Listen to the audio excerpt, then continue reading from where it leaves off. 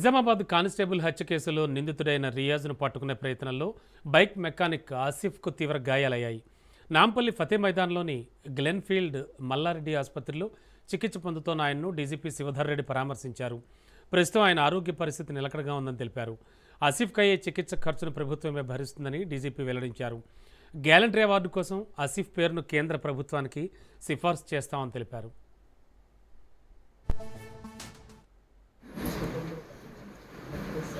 ఒక రోడ్ కూడా పేరు పెడతాం. రోడ్ కూడా పేరు పెడతాం. ఏమన్నా కానీ సిపి గారు కానీ మరొక చాలా ఇక్కడ చూసుకుంటారు.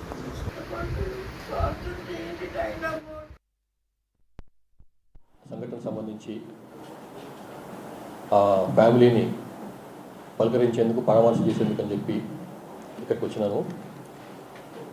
ఇంటెలిజెన్స్ అడిషనల్ డీజీ విజయ్ కుమార్తో కలిసి వారి ఫ్యామిలీకి వాళ్ళ ఉదయమే గౌరవ ముఖ్యమంత్రి రేవంత్ రెడ్డి గారు పోలీస్ కమెమరేషన్ స్మారక పరేడ్లో వారికి అందజేసినటువంటి ఎక్స్గ్రేషియా 1 కోటి రూపాయలు లాస్ట్ మంత్ సెప్టెంబర్ సంబంధించిన జీతం ఏదైతే వచ్చిందో ఆయనకు అది ఆయన రిటైర్ అయ్యేంత వరకు అదే జీతాన్ని ప్రతి నెల వాళ్ళ కుటుంబానికి అందించేటువంటి నిర్ణయము. 300 గజాల ఇంటి స్థలము, పోలీస్ డిపార్ట్మెంట్ పరంగా వచ్చేటువంటి భద్రత, తర్వాత ఇన్సూరెన్సు అట్లాంటివన్నీ కూడా కలిసి వాళ్ళ అనౌన్స్ చేసిండ్రు. వారి గురించి ప్రమోద్ కుమార్ గురించి నేను జనరల్గా ఎంక్వైరీ చేసినాను అక్కడ హైదరాబాద్ ఉన్నప్పుడు కూడా. చాలామంది ఆయన గురించి చెప్పేది ఏంటంటే అందరికీ ఈ వర్గము ఆ వర్గం అనకుండా, ఈ మతం ఆ మతం అనకుండా అందరితో కలిసిమెలిసి ఉండేవాడు.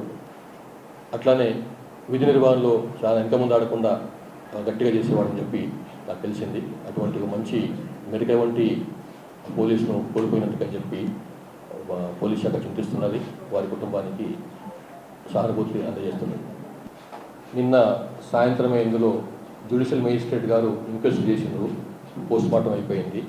ఇప్పుడు ఆ కేసును ఇన్వెస్టిగేషన్ చేస్తున్నారు. పక్క జిల్లాకు చెందినటువంటి ఒక ఎస్డిపిఓ గారు దాన్ని ఇన్వెస్టిగేటింగ్ ఆఫీసర్గా ఉన్నారు.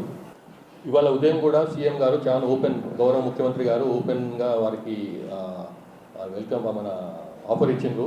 మీరు చేసేయండి, ప్రభుత్వం ముందు ఆత్మసమర్పణ చేసుకోండి అని చెప్పి. సో మేము కూడా అదే చెప్తున్నాము. ఇక 65 మంది సుమారుగా మన తెలంగాణ వాళ్ళు ఇంకా యూజువల్గా ఉన్నారు. అందులో నాయకత్వ స్థాయిలో ఉన్న వాళ్ళు కూడా ఒక 40 వరకు ఉన్నట్టున్నారు. మళ్ళీ మేము మరొకసారి ఈ మావోయిస్టులకు ఆఫర్ ఇస్తున్నాము, మీరు బయటికి రాండి. మీరు పోలీసుల ద్వారా బయటకు వస్తే రావచ్చు, మీడియా ద్వారా రావచ్చు, రెవెన్యూ అధికారుల ద్వారా రావచ్చు, పొలిటీషియన్స్ ద్వారా రావచ్చు, ఏ రూపంగా వచ్చినా కానీ బయటికి రాండి అని చెప్పి మేము వాళ్ళని ఆఫర్ ఇస్తున్నాము. వాళ్ళు పట్ల ఉన్నటువంటి కేసుల విషయంలో కూడా మేము సానుభూతితో